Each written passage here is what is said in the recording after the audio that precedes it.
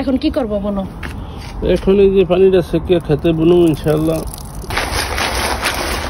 একটা ফুল ফুটতো, চালা মাটির ভিতরে গাছ লাগাবো, হাত দিয়ে ঢেকে দিতে হবে দানা। এই চালা মাটির ভিতরে কলমি শাক লাগাবো আর ওই যে মিষ্টি আলুর গাছ লাগাবো। ধনের তলা হইলে তোমার উপকার আসতো। এগুলি এই লাঠির সাথে বায়া বায়া বড় হবে। অনেকে তোমার কাছে জানতে চাইছে না ধনিয়া পাতা কেমনে ভিজা ইয়া বলে। এই যে ধনিয়া পানির মধ্যে এখন ভিজায় রাখুন, ভিজায় রাখলে কতটুক দিছো ওইটাও জিজ্ঞেস করছে। তাই যে ছোট্ট একটা প্যাকেট, ছোট্ট একটা প্যাকেটে এটার অর্ধেক পরিমাণ দিলা, যেহেতু অল্প একটু জায়গা না। একটু হ্যাঁ, এটা মানে ভিজায় রাখলে এটা ইয়াটা কি তোমার এই পানির মাটির সাথে তাড়াতাড়ি মিশিয়ে তাড়াতাড়ি জ্বালায় দেবো।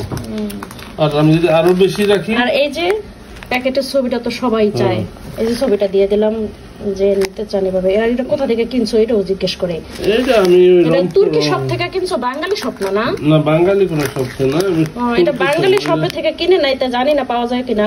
এটা রংপুর রোড আছে না, রংপুর রোডের লগে একটা বড় একটা তুর্কির দোকান আছে, ওই যে পুরান মাল সামান রোডের লগে এই দোকানটা। যাক, এই যে এখান থেকে যারা এই প্যাকেটটা দিতে হয় এটা এখন ভিজায় রাখুন। শুকনো বোনা যায় কিন্তু দেরি করে তো জ্বালাবেই, কিন্তু পানি দিতে অনেক পানি খাওয়াইতে হবে। ও মানে দানাটা যে মাটির সাথে মিশতে সময় লাগবে। হ্যাঁ হ্যাঁ, এটা মাটির সাথে তাড়াতাড়ি এটা শুরু এটা করবে। ধনিয়া রোপণ করার জন্য তো আগে বাগান রেডি করতে হবে, তাই পুরো ক্ষেতটাকে আগে রেডি করে নিচ্ছে, মাটিটা চেলে নিচ্ছে। কারণ মাটির সাথে অনেক অনেক পাথর, কত পাথর চালিয়ে তুমি। ভিডিওটি আপনাদের কাছে ভালো লাগলে একটা লাইক দিয়ে ভিডিওটি শেয়ার করে দিবেন। দুপুরে অর্ধেক কইরা বাকি অর্ধেক এখন আবার বিকালে করার জন্য আসছে। এই যে রৌদ্রটা এখন চলে গেছে, অনেকটা নাই। ওই সময় করে আমাদের টাইমে এগুলো কি আর হ্যাঁ, নামাজ পড়তে চলে গেলাম। মাটি নাও কতগুলি, কিন্তু চাললে তো বেশি পড়ে না, দেখি অল্প পড়ে।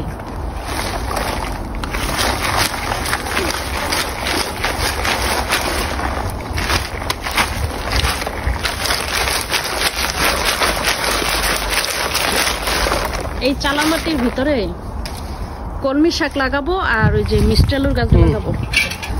ডাটা কি এবার খাওয়া যাবে? এই বছর তো ডাটার গ্রোথ ভালো দেখা যাইতেছে না, বড় হইতেছে না তো। দেখো আল্লাহ ভরসা, যা খাওয়াই আল্লাহ।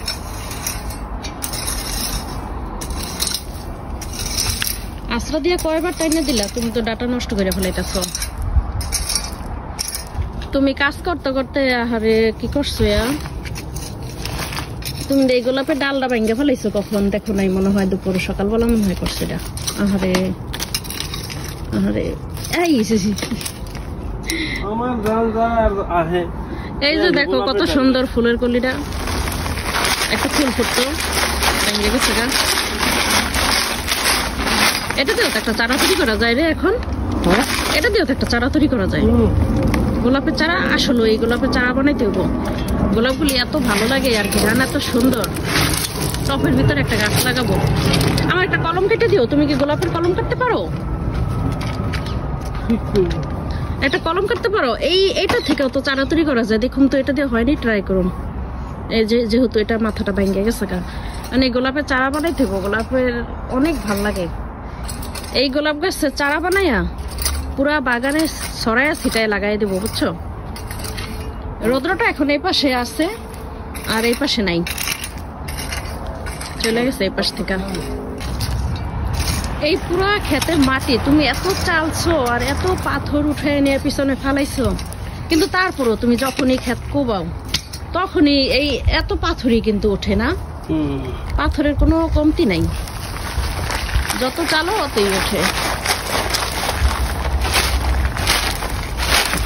রোদ হয়েছে, মাটিগুলি খুব সুন্দর জড়জড়া, অনেক ভালো হয়ে যায়।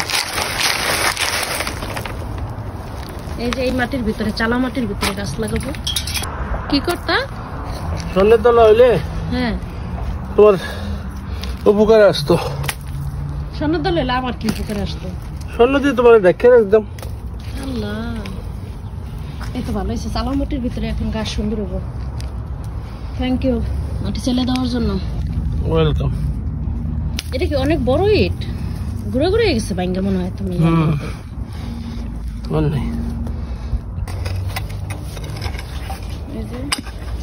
এখনো লাগতেছে পুরোটা আসে নাই